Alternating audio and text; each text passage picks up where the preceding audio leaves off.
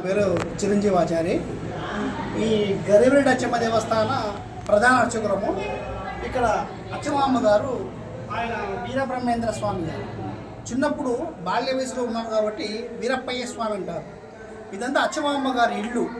ఇక్కడికి స్వామిగారు చిన్నప్పుడు 12 సంవత్సరాలు బాల్య వయసులో వచ్చేసి ఈ ఇంట్లో ఆవులు కాసుకుంటూ ఉంటూ ఇక్కడి నుంచి రవ్వలకొండ 3 కిలోమీటర్లు. స్వామిగారు ప్రతిరోజు అచ్చమ్మ గారిని ఆవులు తీసుకెళ్ళి రవ్వలకొండకి వెళ్ళి అక్కడ మరిచె కింద గీత గీసి ఆవులను గీత కింద ఉంచేసి గుహలోకి వెళ్ళి కాలజ్ఞానం రాసి ఆ పత్రాలు స్వామిగారు తెచ్చి చెట్టు మీద పెట్టేవాడు. అదంతా కాతర్ అంటారు అనమాట.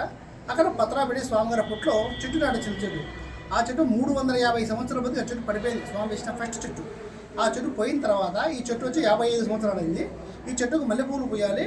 మల్లెపూలు పూసినప్పుడు కలియుగాంతం జరగాలని స్వామిగారు 4 భాగాలు కాలజ్ఞాన పత్రాలు రాసి 3 భాగాలు చెట్టు కింద పెట్టి ఒక భాగం బయటకి ఇచ్చారు ప్రచారం చేయమని. ఆ బయటకి ఇచ్చిన ఒక భాగం ఇవి జరుగుతున్నాయి మనకు తెలిసేటివి. ఇంకా జరగవలసిన 3 భాగాలు లోపల ఉన్నాయి.